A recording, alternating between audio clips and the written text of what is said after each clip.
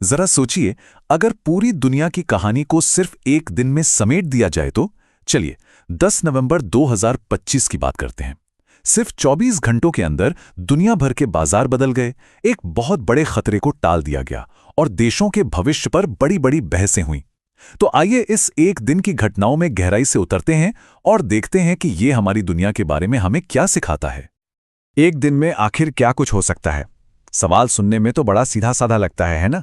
पर इसका जवाब उतना सीधा नहीं है। और 10 नवंबर 2025 ने हमें दिखाया कि कैसे कुछ ही घंटों के अंदर दुनिया का मिजाज बदल सकता है। तो चलिए देखते हैं कि उस दिन असल में हुआ क्या था। चलिए शुरुआत करते हैं दुनिया के सबसे बड़े इकोनॉमिक इंजन से, यानी कि अमेरिका से। 10 नवंबर को वॉशिंगटन डीसी से आई एक खबर ने दुनिया भर के बाजारों में मानो एक राहत की लहर दौड़ा दी। हुआ ये कि हफ्तों से जो अनिश्चितता बनी हुई थी, उसमें आखिरकार एक उम्मीद की किरण दिखाई दी।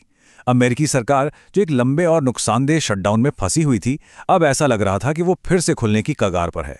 बस इसी उम्मीद पर निवेशकों ने राहत की सांस ली और बाजारों में जबरदस्त उछाल आ गया। और ये हमें एक बहुत ही जरूरी बात याद दिलाता है कि हमारी दुनिया आपस में कितनी ज्यादा जुड़ी हुई है। सोचिए, वॉशिंगटन में हुआ एक वोट न्यूयॉर्क, लंदन और टोक्यो के ट्रेडर्स के लिए अरबों डॉलर के फायदे या नुकसान का सबब बन सकता है। यहां तक कि पेट्रोल पंप पर हम जो कीमत चुकाते हैं, उस पर भी इसका असर पड़ सकता है। और देखिए, ये सिर्फ पैसों का खेल नहीं है। सरकारी शटडाउन का मतलब होता है हवाई यात्रा में देरी, नेशनल पार्कों का बंद हो जाना और सरकारी कर्मचारियों की रुकी हुई तनख्वाहें। तो इसके खत्म होने की खबर सिर्फ बड़े बड़े व्यापारों के लिए ही नहीं, बल्कि आम इंसान के लिए भी एक अच्छी खबर थी। अब जहां दुनिया के एक कोने में उम्मीद की लहर थी, वहीं दूसरे कोने में एक बहुत ही भयानक साजिश का पर्दाफाश हो रहा था। हम अपना रुख करते हैं भारत की ओर, जहां एक ऐसी खोज हुई जिसने सब कुछ चौंका कर रख दिया। 2900 किलोग्राम। ये नंबर सुनकर शायद ज्यादा कुछ समझ ना आए, लेकिन जरा सोचिए, अगर मैं कहूं कि ये वजन है विस्फोटकों का, तब ये आंकड़ा कितना खौफनाक लगने लगता है। तो जाहिर है, सबसे पहला सवाल यही उठता है, आखिर इतने सारे विस्फोटकों का करना क्या था? और उससे भी बड़ा सवाल कि इसके पीछे था कौन?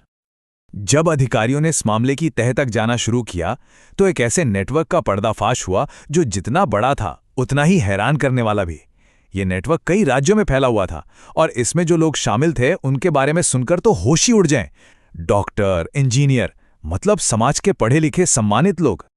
ये सोचकर ही डर लगता है ना कि खतरा सिर्फ बाहर से नहीं है, बल्कि वो हमारे ही समाज के अंदर, हमारे बीच भी छिपा हो सकता है। ये दिखाता है कि आतंकवाद से लड़ना कितना मुश्किल काम है, खासकर तब जब अपराधी वो लोग हों जिन पर हम शायद भरोसा करते हों। एक फौरी खतरे से अब बात करते हैं हमारे समय की सबसे बड़ी, सबसे लंबी चुनौती की। 10 नवंबर को दुनिया के बड़े बड़े नेता एक और तरह की तबाही से लड़ने के लिए ब्राजील में इकट्ठा हुए, और वो तबाही है जलवायु परिवर्तन। अब आगे बढ़ने से पहले एक शब्द है जो बार बार सुनने को मिलेगा, NDCs। सुनने में थोड़ा टेक्निकल लगता है ना? पर इसका मतलब बहुत सीधा है। समझिए कि ये हर देश की अपनी टू डू लिस्ट है, जिसमें लिखा है कि वो जलवायु परिवर्तन से लड़ने के लिए क्या क्या करने वाले हैं।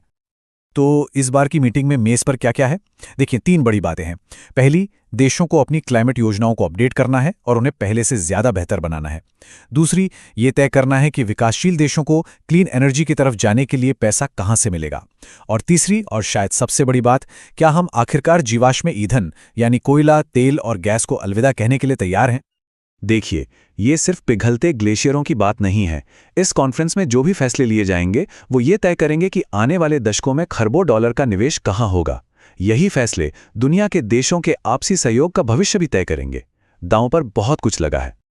अब बड़ी बड़ी वैश्विक राजनीति और अर्थव्यवस्था की कहानियों के बीच अक्सर वो व्यक्तिगत कहानियां कहीं खो जाती हैं जो हर रोज घटती हैं। 10 नवंबर को भी एक ऐसी ही दुखद कहानी ने दुनिया का ध्यान अपनी ओर खींचा। ये कहानी है भारत की एक 23 साल की छात्रा की, जो आंखों में बड़े बड़े सपने और एक रोशन मुस्तकबिल का ख्वाब लेकर अमेरिका पहुंची थी। घर से हजारों मील दूर एक नए देश में अकेले रहना और अपनी जगह बनाना आसान नहीं होता। वो उन लाखों नौजवानों में से एक थी जो हर साल बेहतर पढ़ाई और मौक़ों की तलाश में ये सफ़र तय करते हैं। लेकिन अफसोस, अपनी मास्टर्स डिग्री पूरी करने के कुछ ही दिनों बाद उसकी जिंदगी का सफ़र दुखद रूप से खत्म हो गया। वो टेक्सास में मृत पाई गई और उसके सारे सपने अधूरे रह गए। इस दुखद घटना ने विदेशों में पढ़ रहे छात्रों की सुरक्षा के मुद्दे को एक बार फिर सबके सामने ला खड़ा किया है। यह हमें याद दिलाता है कि हमें उन नौजवानों की मदद के लिए और भी बहुत कुछ करने की जरूरत है जो अपने घर परिवार से इतनी दूर हैं। चलिए अब एक व्यक्तिगत त्रासदी से वापस चलते हैं कूटनीति के हाई स्टेक खेल की तरफ। हमारी आखिरी कहानी एशिया के दो बड़े देशों भारत और चीन के रिश्तों में आए एक सरप्राइजिंग मोड़ के बारे में है। सालों से जो रिश्ते ठंडे पड़े थे, सीमा पर तनाव था, अब लगता है कि वो बर्फ पिघलने लगी है।